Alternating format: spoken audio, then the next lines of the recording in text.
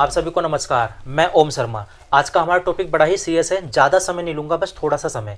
आपने भी देखा होगा कि कल सुप्रीम कोर्ट के अंदर क्या हुआ था। कांग्रेस पूरी तरह से प्लेस ऑफ वर्शिप एक्ट के सपोर्ट में आ गई थी, जहां पर कांग्रेस ने ये बात बोली कि ये जो प्लेस ऑफ वर्शिप एक्ट है, इसके माध्यम से भारत के अंदर एकता अखंडता बनी हुई है। मतलब आप कह सकते हो 1991 में ये वर्शिप एक्ट है, उससे पहले भारत के अंदर किसी प्रकार की कोई एकता अखंडता नहीं बनी हुई थी, भाईचारा बिल्कुल भी नहीं था। लेकिन 1991 के बाद जब से ये वर्शिप एक्ट आया है, तब से भारत के अंदर एकता अखंडता बनी हुई है, भाईचारा। मतलब कांग्रेस की पूरी तरह से ये खुली धमकी है।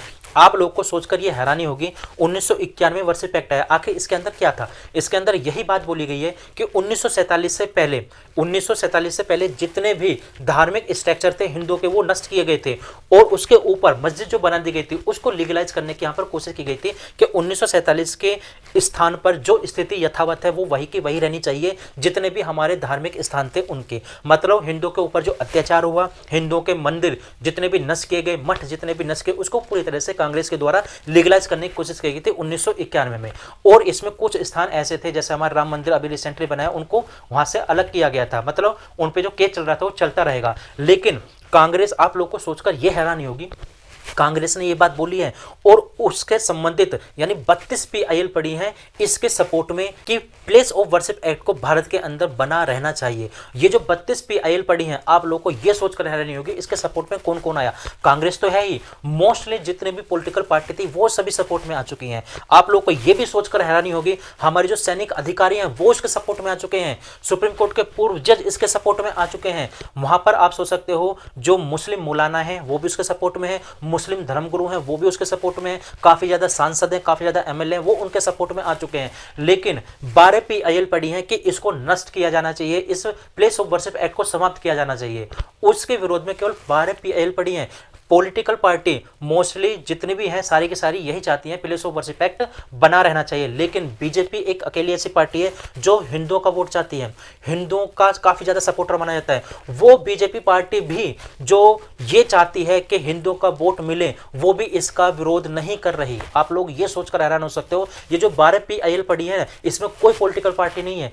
यहां तक कि ये सोचा जाता है बीजेपी ये चाहती है कि प्लेस ऑफ वर्शिप एक्ट समाप्त होना चाहिए। लेकिन जब ये पीआईएल पढ़ती हैं तो बीजेपी ने इसका कोई सपोर्ट ही नहीं किया। आप सोच सकते हो हमारे जितने भी धार्मिक धर्मगुरु हैं, चाहे अरुणाचार्य जी हों, चाहे देवकी नंदन जी हों, या हमारे बाबा बागेश्वर वाले धीरेन्द्र शास्त्री जी हों, मोस्टली आपने भी देखा होगा जितनी भी धर्म कथाएं होती हैं, धर्म जितनी भी सभाएं होती हैं, उसमें हमेशा यही लोग हिंदुओं को जगाने की कोशिश करते हैं। काफी ज्यादा वीडियोज हैं जो काफी ज्यादा वायरल है हिंदुओं को जगाने के लिए। जब भी मीडिया के अंदर कोई भी डिबेट होती है, ये लोग जब जाते हैं तो हमेशा हिंदुओं की बात करते हैं। ये लोग भी नहीं पहुंचे सुप्रीम कोर्ट के अंदर कि प्लेस ऑफ वर्शिप एक्ट को समाप्त किया जाना चाहिए। रिसेंटली अभी दिल्ली के अंदर महासभा हुई थी, हमारे जो धार्मिक नेता हैं, हमारे जो धार्मिक धर्मगुरु हैं, वो वहां पर पहुंचे थे कि भारत के अंदर सनातन बोर्ड की स्थापना होनी चाहिए, वक्फ बोर्ड की समाप्ति होनी चाहिए, प्लेस ऑफ वर्शिप एक्ट समाप्त होना चाहिए। लेकिन वहां पर ये बड़ी बड़ी बातें कर रहे हैं कि समाप्त होना चाहिए सनातन बोर्ड, वहां पर गठित किया जाना चाहिए। लेकिन जब सुप्रीम कोर्ट के अंदर डिबेट चलती है कि प्लेस ऑफ वर्शिप एक्ट को समाप्त किया जाना चाहिए, ये लोग भी नहीं पहुंचते। हालांकि जितने भी हमारे धार्मिक गुरु हैं, नेता हैं, सब के सब क्या है, सम्मान्य हैं। और जितने भी हमारे कथावाचक हैं, जितने भी हमारे अखाड़े के सदस्य हैं, जितने भी हमारे मठाधीश हैं, जितने भी हमारे चार शंकराचार्य हैं, वे भी, मतलब कोई भी नहीं पहुंचा कि प्लेस ऑफ वर्शिप एक्ट को समाप्त किया जाना चाहिए। सुप्रीम कोर्ट में इससे संबंधित केवल 12 पीआईएल पड़ी कि समाप्त किया जाना चाहिए, लेकिन इसके विरोध में 32 पीआईएल गई हैं, जिसमें बड़े से बड़े अधिकारी भी हैं, सैन्य अधिकारी भी हैं, उनके धार्मिक नेता धर्मगुरु सब हैं। और कांग्रेस पूरी तरह से खुलकर हिंदुओं के विरोध में आ चुकी है, पहले से भी थी, अब भी है।